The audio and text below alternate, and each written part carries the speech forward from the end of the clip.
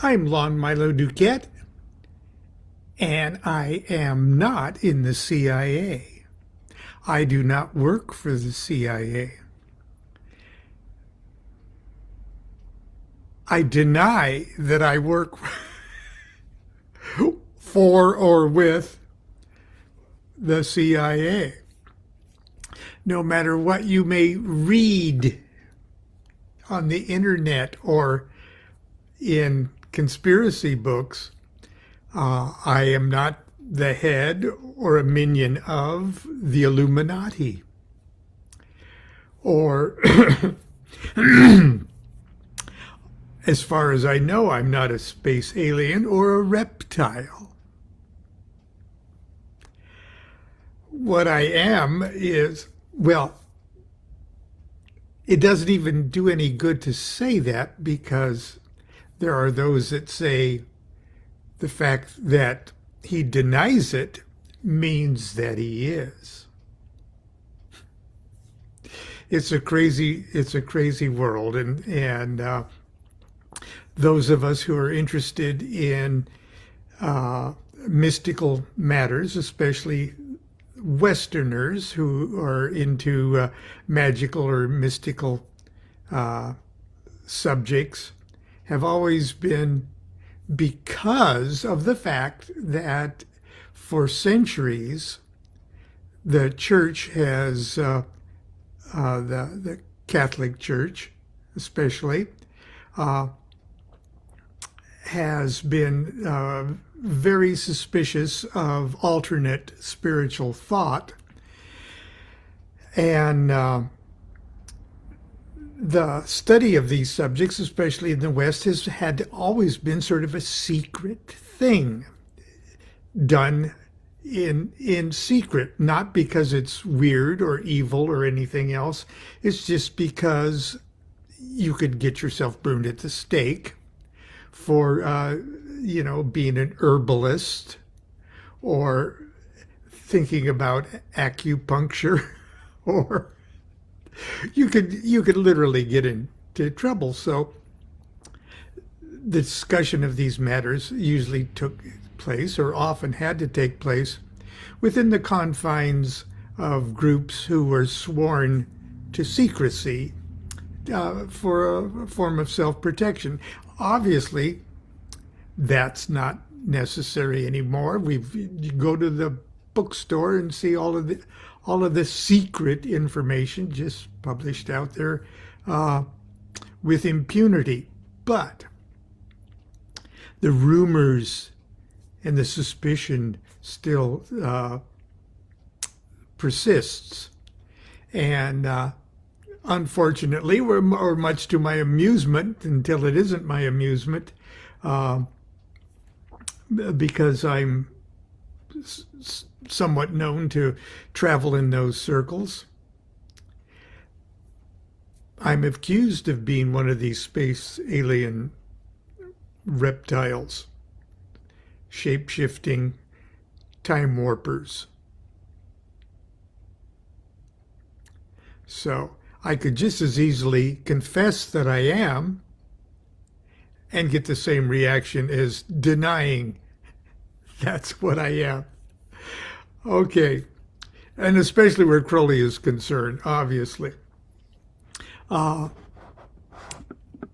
years ago, I was asked to curate and introduce a series of books that were influential for me, and it was released in Kindle form as the Wiser Books collection of the Magical Antiquarian Curiosity Shop. And there's yours truly there as editor. But these were important books to me in my early years and such. And it happens to be that Cloud on the Sanctuary was an important book for Aleister Crowley too. And in the late 1800s, just as Crowley was getting interested in this stuff, he got a copy of Arthur Edwards Waite Book of Black Magic in Packs, and which is still available and stuff. It's like the Goetia with Arthur Edwards Waite's string of adjectives added at the at the first. Here's what Crowley says about Arthur Edward Waite. The compiler of the Book of Black Magic in Packs is not only the most ponderously platitudinous and priggishly prosaic and pretentiously pompous pork butchers of the language, but the most voluminously voluble. I cannot dig over the dreary deserts of his drivel in search of the passage which made me write to him, but it was an oracular obscurity which hinted that he knew of a hidden church, withdrawn from the world, in whose sanctuaries were preserved the true mysteries of initiation. This was better than the Celtic Church, which is something Crowley joined in his youth. I immediately asked him for an introduction. He replied kindly and intelligibly, suggesting that I should read The Cloud Upon the Sanctuary by Counselor von Eckartshausen. Counselor von Eckartshausen. Which this book I retired to Westdale Head for Easter vacation of 1898. This period proved to be the critical moment of my early life. In two most important respects, it determined the direction of my efforts. The two were linked in certain ways, and in order to make clear my position, I must retrace my steps for a little and bring myself up to date on this matter of climbing. Then he goes on to talk about mountain climbing for a while. But we do know that Cloud Upon the Sanctuary was a very important influence on Crowley's life and career. And it's something that I suggest that everyone who is at all interested in this should at least acquaint themselves with it to understand why. Not so much that it's accurate or not so much that, but it's important as an influential document. Here's my introduction to it, with your permission. Okay, there's that. Okay.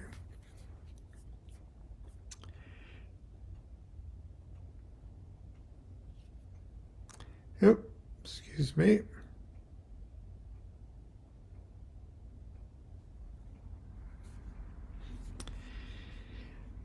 And I have an epigram of Arthur Edward Waite himself.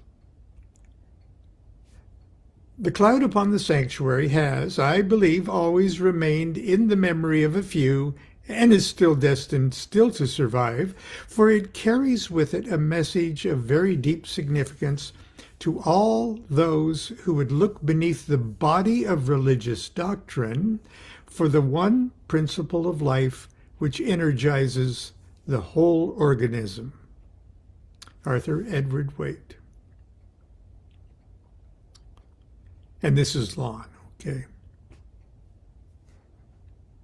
Have to differentiate. I don't know that many adverbs or adjectives.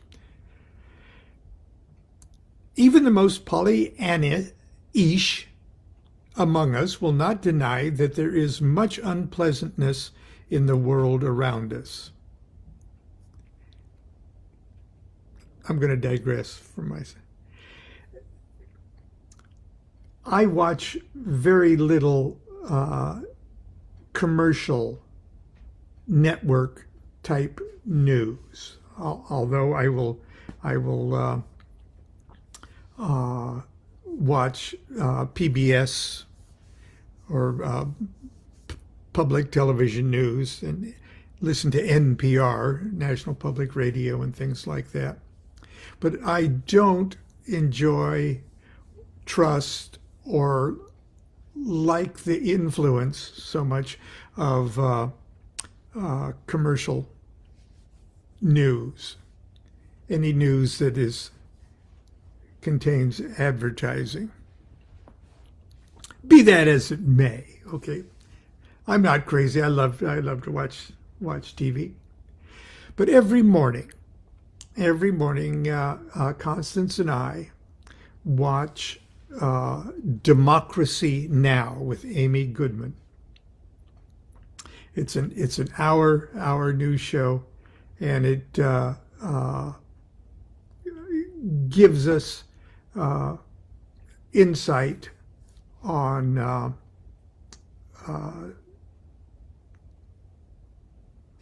the news that you only get little snatches of on commercial television, and it gives a more in-depth look at each of the stories. And we love to do it, and we feel that it informs us, better than commercial news. But lately, it has been so incredibly discouraging and so incredibly depressing, especially with the environmental situation and the wars and all of that. But anyway, it does wear upon us, and we have to do everything we can to sort of snap ourselves out of it and look at things in a more positive way through the rest of the day if we can. So now I'm going to repeat this, because this was written in the 1800s, probably the last half of the 1800s, and it still holds true. But anyway, here's my introduction. Even the most Pollyanna-ish among us will not deny that there is much unpleasantness in the world around us. And I wrote this 10 years ago. Wars and disease, hatred and discord. There seems to be no limit to the crimes and atrocities our kind is capable of and willing to inflict on each other. It's easy for us to disparage as evil the fundamental character of human nature, and ultimately resign ourselves to lives of quiet desperation, surviving day to day by means of our moment-to-moment success in choosing the lesser of two evils. It's easy to grow cynical and discouraged when pondering the state of affairs on planet Earth. The nightly newscasts lay out a dinner-time smorgasbord of military conflicts, famines, civil unrest, and economic ruin. It's cold comfort to observe that there has never been a season in all of recorded history that has been free of such suffering, injustice, and shameful displays of man's inhumanity to man. One can argue quite convincingly that civilization, indeed all human enterprise, has always been and forever shall be driven by the cruel and ignoble motives of the greed and avarice of the human heart. It is also not too much of a jump in logic to assume that all this unpleasantness, which we are helpless to resist or vanquish, is the result of a master plan hatched by villains whose embrace of absolute evil has reached perverted spiritual dimensions. Everywhere we turn, on the internet, in newspapers, on television, radio, conspiracy theories and theorists assail us with plots and intrigues hatched by governments and industries, and secret societies that run governments and industries who allegedly use information as disinformation to confuse and befuddle us, making us pawns in some monstrous plan for world domination, space alien cuisine, or something transcendently naughty. And Lon Milo DuQuette is not the head of any of that stuff. Okay, I digress. Ironically, many of these conspiracy theories and theorists seem to have fallen victim of their own distrust of the obvious, and with the wagging finger of accusatory paranoia have singled out the very organizations and movements most vocally opposed to the evils they fear and despise. Such is the danger of trying to disinform the disinformed.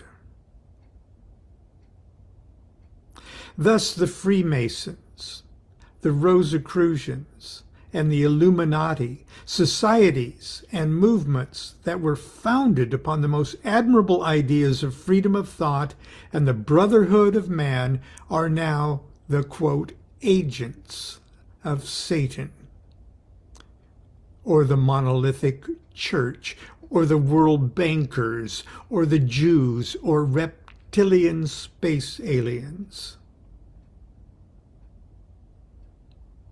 At the same time, unless we've allowed ourselves to be completely overwhelmed by the depressing conditions wrought by the world's evils, we are forced to acknowledge what appears to be evidence of evolving consciousness. In particular, the breathtaking advances in human thoughts, arts, and sciences, quantum leaps that in a few short decades have elevated the conversation from arguments over how many days it took for God to create heaven and earth to whether or not a particle traveling faster than the speed of light moves backwards in time. The theosophical and magical movements of the late 19th century optimistically latched on to the same idea as the conspiracy theorists that such a master plan does indeed exist, that it is facilitated by enlightened beings who have transcendently good motives, and that humanity advances and evolves spiritually, at least partially because of their secret efforts on our behalf. Such is the premise and the promise of the cloud upon the sanctuary. The inimitable occultist and writer Arthur Edward Waite, who suggested the text to a young and impressionable Aleister Crowley, offers us a most thorough and erudite introduction to this work, and he does. It's good. And it's with particular pleasure I present it now to you. And I wrote that exactly 10 years ago. Anyway, that's where I'm going to leave it today. If you haven't had a chance to read Cloud Upon the Sanctuary, you'll understand what it means, or how it at least refers to the modern magical and spiritual movements.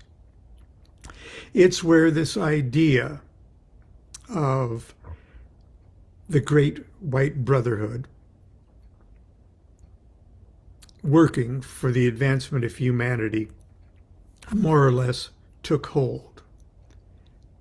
And I think it would be a mistake to interpret it literally as a flesh and blood meeting of the Great White Brotherhood at a Hyatt House in Fez, Morocco, or something like that, but more metaphorically and on the spiritual plane. It probably has its most profound and realistic actuality. Anyway, that's it for today. I hope you had a good Easter vacation and are ready to get on with the nightmares that are out there. I'm really cheering you up today. Until tomorrow, continue to be good to yourself and be good to each other. Do what thou wilt shall be the whole of the law. Love is the law. Love under will.